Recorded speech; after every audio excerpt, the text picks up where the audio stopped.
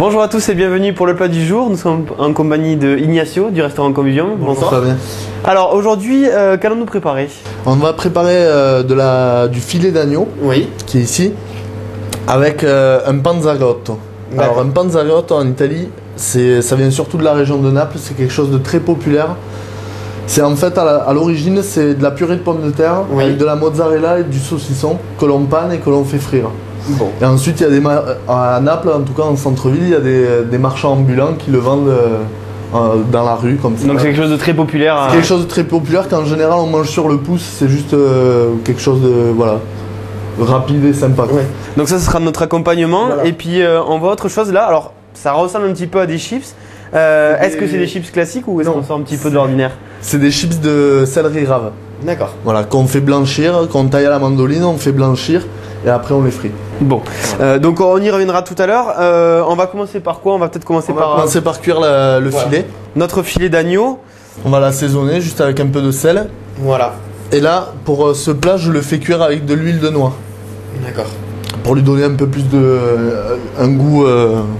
Donc voilà, un petit conseil que vous pouvez garder à la maison pour faire cuire l'agneau. Éventuellement, l'huile de noix est plutôt conseillée. L'huile de noix, par contre, il faut faire attention à la température en fait. À pas trop la chauffer parce que sinon elle se dénature. Donc voilà, on va faire cuire tranquillement notre agneau. Voilà, donc c'est une précision sur le panzagotto. Nous on le fait pas classique, on l'a un peu modifié. On le fait avec de la patate douce et de la mozzarella de bufala. D'accord. Voilà. Bon, donc voilà, si vous voulez faire un petit voyage culinaire du côté de Naples, d'où est originaire Ignacio, et bien voilà, vous pourrez découvrir cette chose là qu'on va profiter pour remontrer à l'écran, qui sort un petit peu de l'ordinaire, qui change en tout cas de la cuisine italienne que l'on connaît plus traditionnelle. Voilà. Voilà. Pendant ce temps, on voit notre agneau qui cuit assez rapidement.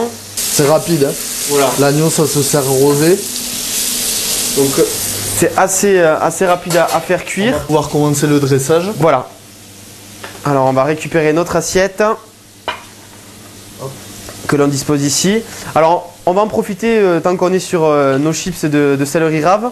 Alors pour expliquer assez simplement comment les obtenir. Finalement c'est pas si compliqué que ça. Non, pas du tout. Il faut peler le céleri. Oui. Et ensuite, avec le céleri, une fois pelé, on le passe à la mandoline très finement. On le trempe dans l'eau bouillante, on trempe ses lamelles dans l'eau bouillante pendant 5 secondes, 10 secondes. On les égoutte, on les refroidit. Et après, une fois que notre huile est chaude dans une friteuse ou juste dans une casserole, une fois que l'huile est chaude, on les fait frire jusqu'à ce qu'elle colore en fait. Parce qu'à la base, là, on obtient cette couleur blonde. Normalement, le céleri, c'est blanc. Donc voilà. Une fois qu'on obtient cette couleur, on les sort et c'est bon. Donc un des conseils principaux pour obtenir des chips qui sont pas trop sèches dans la bouche et qui pas trop grasses non plus. Voilà, et pas trop grasses, c'est déjà de les blanchir avant de les faire frire. Exactement. Voilà, donc c'est un petit conseil que vous pouvez garder à la maison si jamais vous voulez réussir ces chips assez facilement. Tout en sachant que évidemment les chips, on peut en obtenir avec plein d'autres légumes. Plein d'autres légumes, de la betterave, de la pomme de terre douce, de la pomme de terre classique, des carottes. On peut faire énormément des chips à quasiment tous les légumes. Voilà, c'est quelque chose qui est très en vogue en ce moment. Voilà, donc n'hésitez pas, variez les plaisirs au niveau des chips. Vous serez des fois surpris par le goût que ça peut avoir. On va récupérer justement notre filet d'agneau.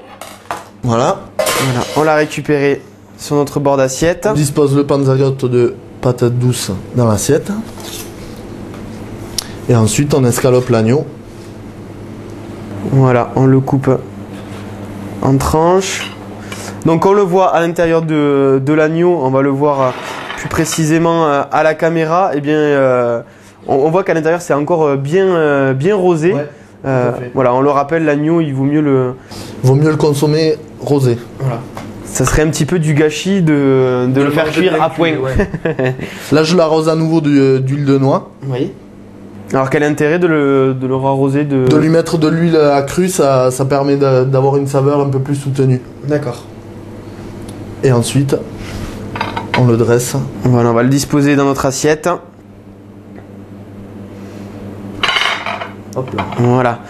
Voilà, comme ça, on en profite pour bien voir cette couleur rosée qui est dedans.